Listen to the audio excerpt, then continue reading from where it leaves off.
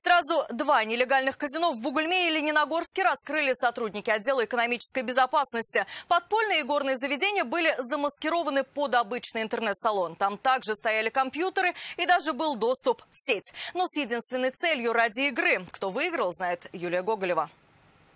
Они сначала наблюдали со стороны, затем зашли в казино под видом заядлых игроков и сделали так называемую контрольную закупку. Не ради выигрыша, а в качестве доказательства, что здесь действительно играют с законом.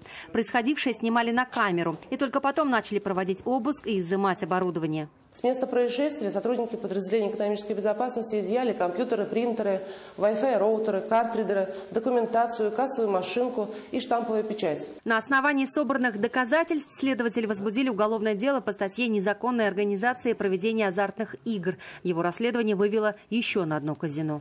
В рамках данного возбужденного уголовного дела сотрудниками подразделения экономической безопасности и противодействия коррупции Бугульминского района была установлена и пресечена аналогичная незаконная игорная деятельность в городе Лениногорск.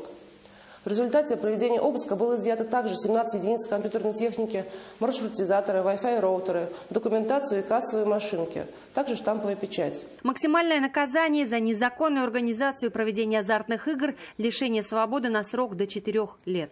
Юлия Гоголева, «Вызов», 102.